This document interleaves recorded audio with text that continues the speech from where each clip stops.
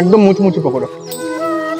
40 টাকায় নাকি 16টা piece veg momo দিয়েছে, জাস্ট অসাধারণ লাগছে। তো নমস্কার বন্ধুরা, আপনাদের সবাইকে স্বাগত জানাই আমার নতুন একটা ভিডিওতে। আর আজকে কিন্তু ভিডিওটা একটু অন্যরকম হতে চলেছে। আজকে আমরা যাচ্ছি বোদাগঞ্জের ভামড়ি দেবীর মন্দিরে। তো চলুন যাওয়া যাক। তো বোদাগঞ্জে যাওয়ার জন্য কিন্তু আমরা আমবাড়ি হয়ে বেলাকোবার রাস্তাটা বেছে নিয়েছিলাম। তো এখন কিন্তু আমরা এসে দাঁড়ালাম, এটা হচ্ছে বেলাকোবার বটতলা মোড়ে। আর এই বটতলা মোড় থেকেই ঠিক উত্তর দিকে প্রায় 9-10 কিলোমিটার যেতে হবে, তারপরে কিন্তু আমরা পেয়ে যাবো ভামড়ি দেবীর মন্দির। তো এইখানে দাঁড়িয়ে একটা চায়ের দোকানে চা খাচ্ছি, চাটা খেয়ে নিই, তারপরে যাওয়া যাক। চলুন।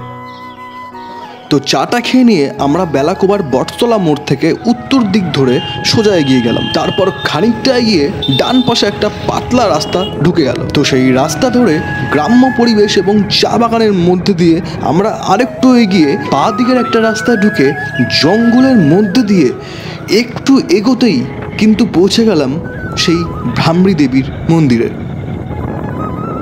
তো বন্ধুরা, অবশেষে কিন্তু চলে আসলাম এই ভামড়ি দেবীর মন্দিরে। তো দেখুন চারপাশে পরিবেশটা, শুধুমাত্র দেখুন। এই পাশে মন্দির দেখা যাচ্ছে, আর এই পাশটা দেখুন, চারপাশে গাছপালা দিয়ে জায়গাটা ভর্তি। কিন্তু অসাধারণ একটা জায়গা, শুধুমাত্র মন্দির বলে না, অ্যাটমসফিয়ারটা শুধুমাত্র অনুভব করুন। চারপাশে নেচার, আর নেচারের এই ফরেস্ট বা জঙ্গল, মানে এই পরিবেশের মধ্যে একটা মন্দির। তো চলুন আপনাদের মন্দিরটা আর এই পুরো জায়গাটা ঘুরে দেখানো যাক। তো বলা হয় যে স্বামীর অপমানে পিতার উপর রাগ করে মা সতী যখন দেহত্যাগ করেছিলেন, তখন মহাদেব অশান্ত হয়ে মা সতীর দেহ নিয়ে বিশ্ব পরিক্রমায় বেরোয়। তখন মহাদেবকে শান্ত করার উদ্দেশ্যে ভগবান বিষ্ণু নিজের চক্র দ্বারা মা সতীর দেহ খণ্ড বিখণ্ড করে। আর মা সতীর দেহখণ্ড যে সকল স্থানে পড়ে সে সকল স্থানগুলোতে গড়ে ওঠে শক্তিপীঠ। আর এই বোদাগঞ্জে কিন্তু মায়ের বাম পাটি পড়ে, আর এখানে দেবীর নাম হয় ভামড়ি। তো মন্দিরে ঢোকার আগে আমি সিঁড়ি দিয়ে নেমে জুতা রেখে মন্দিরের ভেতরে প্রবেশ করলাম। আর এদিন কিন্তু মন্দিরে ভালোই ভিড় ছিল।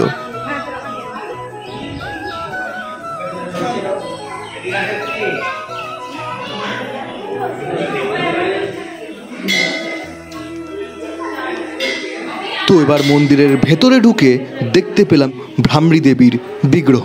তারপর পাশের এক দরজা দিয়ে নিচে নামতেই কিন্তু দেখলাম সতীর বাম পায়ের পদচিহ্ন। তো সেখানে আমি দেবীকে দেখে নমস্কার করে চলে গেলাম অন্নপূর্ণা মন্দির। তো এই অন্নপূর্ণা মন্দিরও দর্শনার্থীদের প্রচণ্ড ভিড় ছিল। অনেক দর্শনার্থীরা গিয়েছিল পুজো দেওয়ার জন্য। আর এই মন্দিরের পেছনের দিকে একটা সুন্দর জায়গা আছে। এখন আমি আছি, এটা হচ্ছে অন্নপূর্ণা মন্দিরটা। এই ভামড়ি দেবীর মন্দিরের এরিয়াতে অন্নপূর্ণা মন্দির। অন্নপূর্ণা মন্দিরের ঠিক পেছন দিকে আপনারা যদি আসেন দেখতে পারবেন একটা সুন্দর একটা জায়গা। পরিবেশটা জাস্ট দেখুন একবার, চারপাশটা একবার দেখুন, জাস্ট ফিল ইট। এত সুন্দর, মানে এখানে এসে মানে আপনি মুগ্ধ হয়ে যাবেন, হারিয়ে যাবেন এরকম পরিবেশে এসে, জাস্ট অসাধারণ লাগছে। তো আবার এখান থেকে আমরা বেরিয়ে দেখবো এই এরিয়াতে, এই জায়গাতে কি কি খাবার পাওয়া যায়। তো এই ভামড়ি দেবীর মন্দিরের পেছনের দিকে মহাদেবের এক বিশাল আকার মূর্তি রাখা আছে। তো আপনারা এই ভামড়ি দেবীর মন্দির থেকে ঠিক পেছনের দিকে যদি আসেন, তাহলে কিন্তু দেখতে পারবেন এই আমাদের মহাদেবের বিশাল আকার সেই রূপ। আসবেন, খুব ভালো লাগবে, একটা শান্তি লাগবে। দেখুন রূপটা দেখুন, কত বড় একটা মূর্তি। বন্ধুরা, এখানে অনেক ঘোরাফেরা করলাম, ঘোরাফেরা করে সেরকম কোনো খাবার জিনিস পেলাম না। মানে ভাত আছে, ভাত পুরি সবজি, এই জন্য আমি নিলাম চা। আর সঙ্গে আছে কিন্তু পকোড়া। এটা নাকি খেসারির ডালের পকোড়া, নিরামিষ পুরোটা। হ্যাঁ দেখুন, এটা হচ্ছে নিরামিষ খেসারির ডালের পকোড়া। হ্যাঁ, তো এখন বর্তমানে এটাই খাচ্ছি, চা সাথে পকোড়া।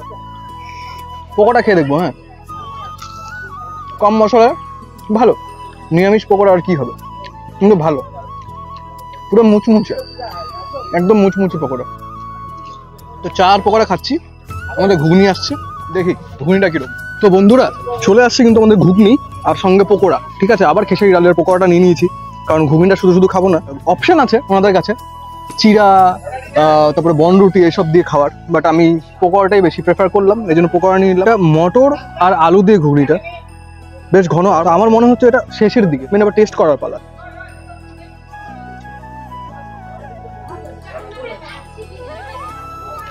এটা একটু পরিষ্কার কথা বলবো, এটা প্রপার ঘুগনি নয়। এটা হচ্ছে আমরা যে পুরি সবজি দিয়ে খাই, সেই পুরি সবজি দিয়ে খাবার জন্য যে ঘুগনিটা বানানো হয়। তোমরা বুঝতে পারছো তো কি বলছি?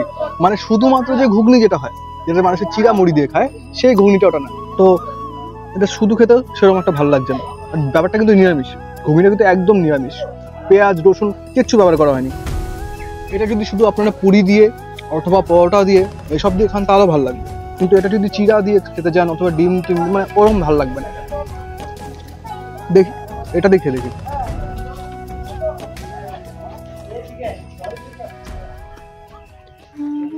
তো এখানে তো আমি খাওয়া দাওয়াটা করে নিলাম, আপনারা দেখলেনি, কিন্তু দামটা কিন্তু আপনাদের বলা হয়নি। ঘুগনিটা নিয়েছে 10 টাকা প্লেট, আর পকোড়া 20 টাকার 10টা টুকরো, মানে 10টা পকোড়া 20 টাকার 10টা পকোড়া এখানে দেয়। আর বেশি খাবার দাবার কিন্তু এখানে পেলাম না। শুনলাম সন্ধ্যায় নাকি সিঙ্গার টিঙ্গাটা বানায়, আর ছিল পুরি সবজি ডাল ভাত এসব ছিল, তো এসব ওখানে খাবো না। তাই এই ভামড়ি দেবীর মন্দির থেকে এখন বেরিয়ে দেখবো বাইরের মার্কেটে কি কি খাবার পাওয়া যায়। চলুন বাইরে গিয়ে দেখা যাক এবার। তো একটা দুঃখের বিষয় হচ্ছে, মানে কষ্টের বিষয় দুঃখের বিষয়, যে ভামড়ি দেবীর মন্দির থেকে বেরোনোর সময় আমাদের গাড়ির টায়ারটা পাংচার হয়ে গেছে।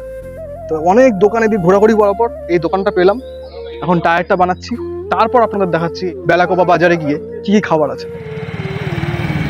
তো বাইকের টায়ারের পাংচারটা বানিয়ে বোদাগঞ্জ থেকে সোজা বেরিয়ে কিন্তু আমরা চলে আসলাম বেলাকোবা বাজারে। এই পুলিশ ফাঁড়ির বেলাকোবা পুলিশ ফাঁড়ির ঠিক বিপরীত দিকে অবস্থিত কুলদীপ হোটেলের সামনে, ঠিক আছে। তো এই কুলদীপ হোটেলে এখন তো আমি ভাত খাবো না, সুব্রত ভাত খাবে। তো চলুন দেখা যাক এই হোটেলে কি কি আছে। 4টা পার হয়ে গেছে, শেষের পথে এই যে ডিমের বড়া, কাতল মাছের ডিমের বড়া 10 টাকা পিস, আর মাছের ঝোল। কি মাছ? মাছ রুই আর কাতল। এখন শেষের পথে কটা মাছই আছে, এই যে রুই মাছ, লোকাল রুই। কত করে পিসগুলো? 30 টাকা পিস, আর ভাতের সাথে 70 টাকা। ভাতের সাথে 70 টাকা। এই যে বাঁধাকপি ঘন্ট মাছের মাথাতে শেষের পথে, মুসুরির ডাল, আর এই যে চিকেন কষাও শেষ। এগুলা প্লেট হচ্ছে 120 টাকা পিস, 20 টাকা পিস। 20 টাকা পিস আছে। হ্যাঁ, সব 50 গ্রাম সাইজ আছে। আর এটা ঢেকির শাক। আমাদের চলে আসলো কিন্তু ভেজ থালি, কুলদীপ হোটেলের ভেজ থালি। এখানে ডাল, এটা হচ্ছে ঢেঁড়স সর্ষে দিয়ে পাঁপড় ভাজা, পেঁয়াজ লঙ্কা লেবু এবং মাছের মাথা দিয়ে বাঁধাকপি ঘন্ট। দেখ খেয়ে দেখ। বাঁধাকপি দেখে খাইনি, কেমন লাগে।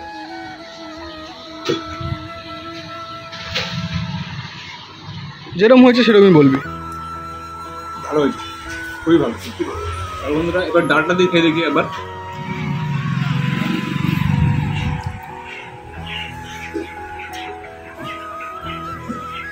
ব্যাপক।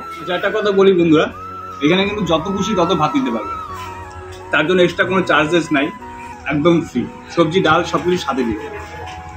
তো বন্ধুরা একবার একটু ভেন্ডিটা খেয়ে দেখি, খুব দারুণ হয়েছে। তো খেয়ে নি, দেখা হচ্ছে কিছুক্ষণ বাদে। তো সুব্রত তো ভাত খাওয়া হয়ে গেল।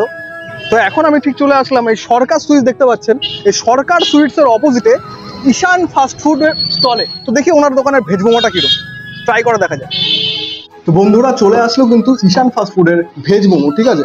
এই ভেজ মোমো প্লেটটার দাম হচ্ছে 40 টাকা। 40 টাকায় নাকি 16টা পিস ভেজ মোমো দিয়েছে। এই দেখো এখানে 16 পিস ভেজ মোমো আছে, তার উপরে ঝাল চাটনি দেওয়া হয়েছে, সস দেওয়া হয়েছে, আর স্যালাড, গাজর আর সম্ভবত শসা আর পেঁয়াজ কুচি করে কেটে দেওয়া হয়েছে। ওকে, মানে ভেজ মোমো আন্দাজে দারুণ টেস্ট, ভাবাই যাচ্ছে না যে এত টেস্ট। আমাদের শিলিগুড়িতে সব জায়গায় এরকম এতটা টেস্টি মোমো পাওয়া যায় না, অনেকটা পাহাড়ের মোমোর সাথে কিন্তু রিলেট করা যাচ্ছে।